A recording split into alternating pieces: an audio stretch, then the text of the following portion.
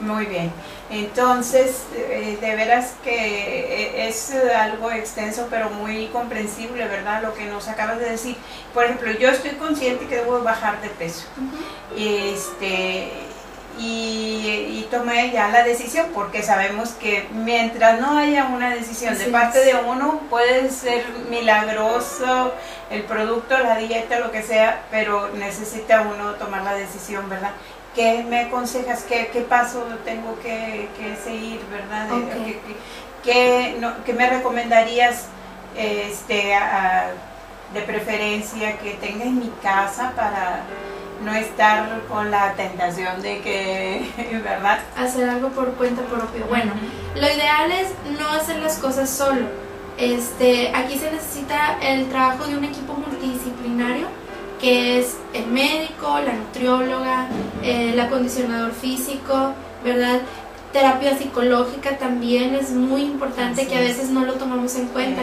Entonces, hablando desde el punto de vista médico, es importante acudir con el médico, que haga una valoración si el paciente tiene, sobre todo cuando tenemos el antecedente, si mi mamá es diabética, si mi papá tiene alta presión, etcétera.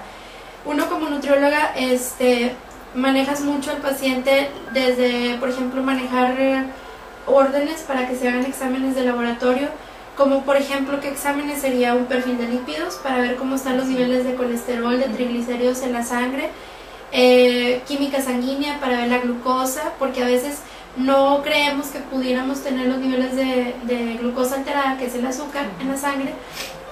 Entonces esto hace, nos concreta muy bien la información.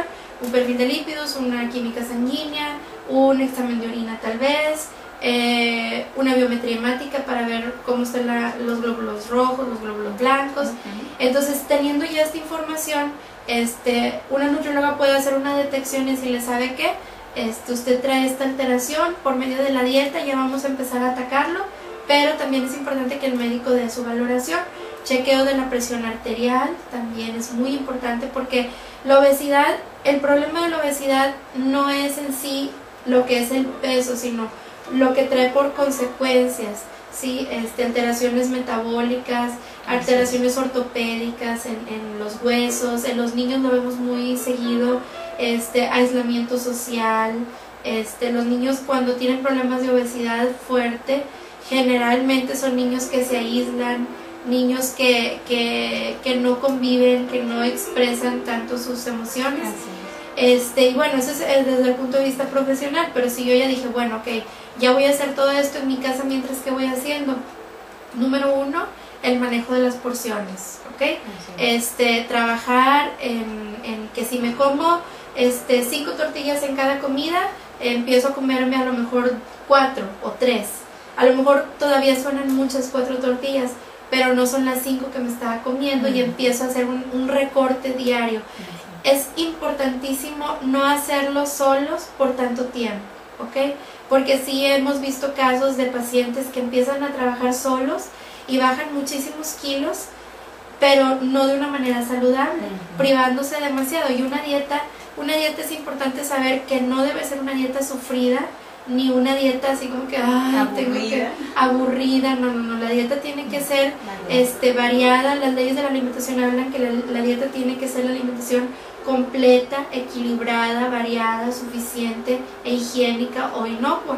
Entonces, si yo cumplo con todos esos criterios, voy a llevar una alimentación correcta, adecuada para mis necesidades. Pero en la casa ya puedo empezar a bajarle al refresco, a bajarle a las preparaciones que tengan mucha grasa, cocinar con poco aceite. A mí me preguntan, ¿qué aceite es el más recomendable? Ahorita cualquier aceite es bueno. Lo importante, vuelvo a lo mismo, la dosis hace el veneno. 1 litro de aceite nos debe durar un mes. Aquí la pregunta es, ¿cuánto le dura a usted el litro de aceite? Una manera de saber cuánto nos dura el litro de aceite es que yo tengo mi bote de aceite y ahorita, por ejemplo, podemos hacer eso. Agarro un marcador, le pongo una rayita y le pongo la fecha, por decir X cantidad X día del mes, y yo me voy a estar observando semanalmente los lunes, por decir, voy a checar cuánto le bajé de un lunes al otro lunes, y es una manera de darnos cuenta qué tanto me duró o cuánto gasté en una semana del litro de aceite. Entonces cocinar con poco aceite, bajarle al consumo de grasas saturadas, carnes rojas, incluir más lo que es el pollo, el pescado en preparaciones que no tengan grasa. No es lo mismo un pescado al vapor o en caldito a un pescado en el disco que es frito.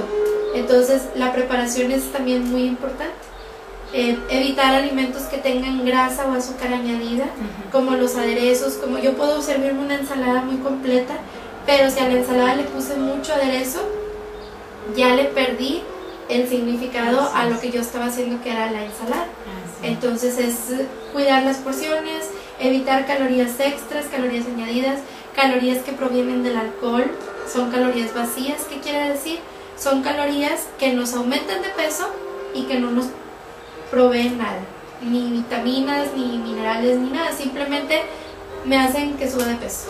Entonces, por eso en el caso de los personas, hombres o mujeres, disminuyéndole a la bebida alcohólica, notan una disminución bastante importante en el peso.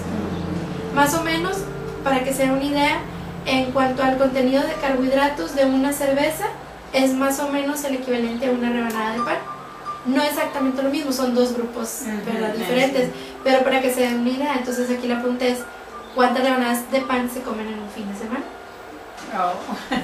Entonces son cosas muy sencillas.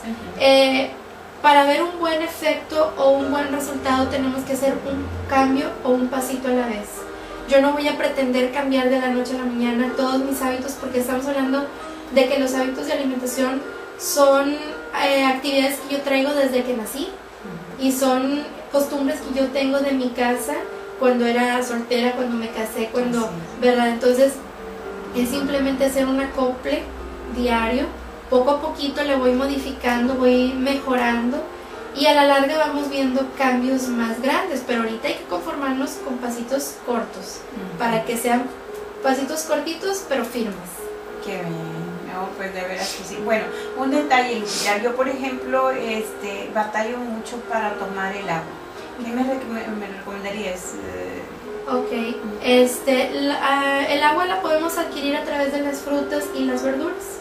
Entonces, teniendo un aporte diario de 3 frutas, 2-3 tazas de verduras, ya estamos adquiriendo líquido a través del agua. Otra manera es distribuyendo el agua a lo largo del día. Lo recomendable que nos marcan las reglas, las guías, son 2 litros de agua por día. Entonces, ¿cómo lo voy a hacer? Divido el día en 2 o en 3 o en 4. Por ejemplo, de que me levanto a mediodía, me tomo 1 litro. ¿Ok? ¿Cómo lo voy a hacer? Pues en las comidas, entre una comida y otra, me trato de tomar 1 litro de agua. Y de mediodía a que me acuesto, me tomo el otro litro. Entonces es una manera de fraccionarlo. Si yo no estoy acostumbrada a tomar agua, de un día a otro tomarme 2 litros se me va a hacer imposible. Entonces voy manejando metas cortas otra vez. La primera semana me trato de tomar medio litro, la segunda semana le subo a 800 mililitros, la tercera semana llego a litro, y es un proceso que nos va a tardar tiempo, pero que lo vamos a alcanzar siempre y cuando tengamos disciplina. Para que un hábito se nos haga parte de nuestra rutina, tenemos que llevarlo a cabo por 20 días mínimo. Si yo lo hago 20 días ininterrumpidamente, ya lo puedo llamar un hábito. Y yo lo llamaría una victoria, porque también una victoria sería de veras para mí algo muy